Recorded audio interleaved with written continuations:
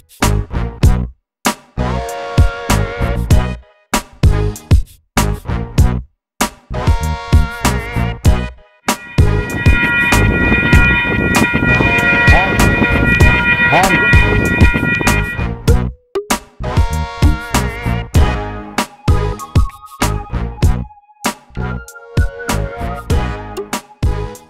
first met Aaron Sorkin in December of 1990, a few days before Christmas, when he called the agency I used to work for at 1 in the morning, and he demanded a redhead with beautiful legs, and I went to see him, and he had the most gorgeous penthouse where you could see all of Manhattan. It was all snow-covered, the most amazing view all the way down to the Statue of Liberty, and all this sexy, like, 9.5-week type furniture, and he was kind of gay look, like acting and looking, you know, his silky robes.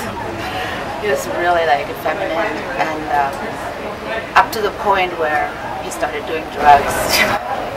Then he was all macho, but still, you know, I mean, he's pretty amazing. I mean, he's really kinky and not normal, not like your average guy that you think he's just another guy or he's just a successful guy. He's really bizarre. Really? Can you give me a small example? Well, he can't just have sex, he can't just fuck. He has to have all these things for hours and hours of role playing, and he needs to be dominated. Now, there's something, what really, in terms of your relationship with Aaron, can you tell me what it is and how it came to be that you really got angry at him, and just include that in, you know, No, right? I didn't get angry.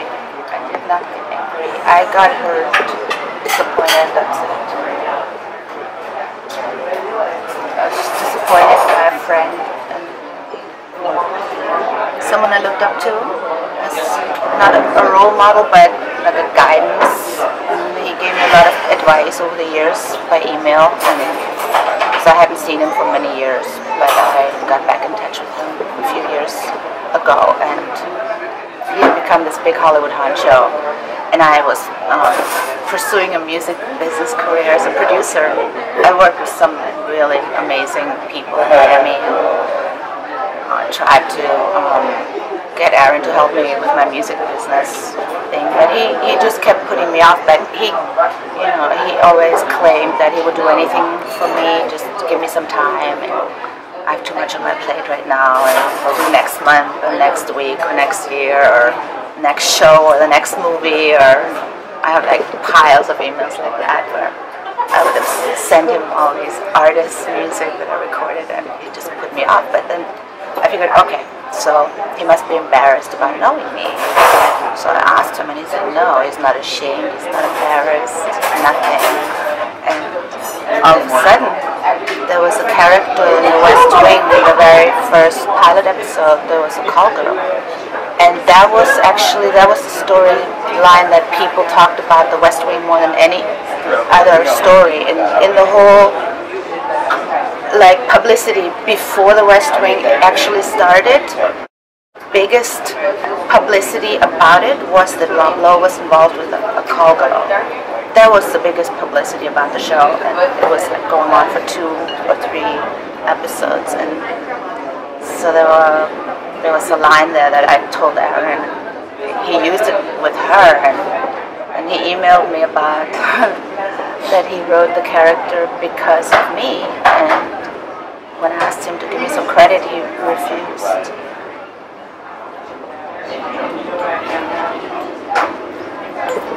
And he never acknowledged you.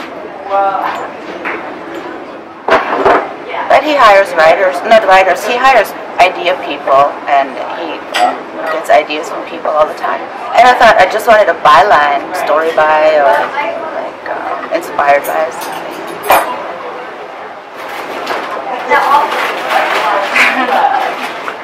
So, in effect, he took your credit. He took a lot of my ideas actually from the West Wing. In another episode about Miami and Elian Gonzalez. I was living in Miami at the time, and there was a big story about Elian Gonzalez, and Aaron and I talked about that. And the next thing you know, there's a storyline about the Cubans in Miami. And the other time I wrote him about the hurricane, and I was so scared that I'm going to die in the hurricane. So I sent him loads of CDs saying that, okay, if I die, you have to put these out. And so he's like, you're not going to die, just evacuate, get the hell out of there. And I emailed him, I said, I can't leave because I have all my equipment here. You know, I'm not leaving my equipment. So, but anyway, I lived. But anyway, so we were emailing each other like 3 times a day. It was kind of strange when he was doing the West Wing. And your stories would show up in his West Wing? Lines that I emailed him, yeah. Lines that I emailed him would show up in the West Wing? Lines that I emailed him showed up in the West Wing. And they never gave you credit. Say it all together so I don't have to cut, all right? He never gave me any lines. Just say it all. By email showed up in the West Wing, and I never received any credit for it, or even just acknowledgement or nothing.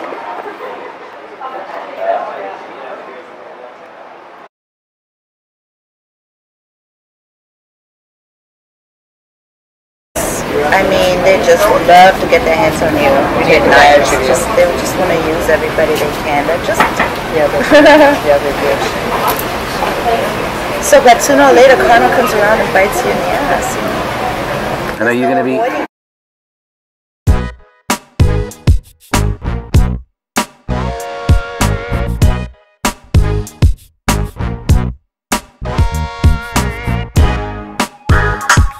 What do you call a man who would plagiarize his own hooker? After all, he only paid for the time.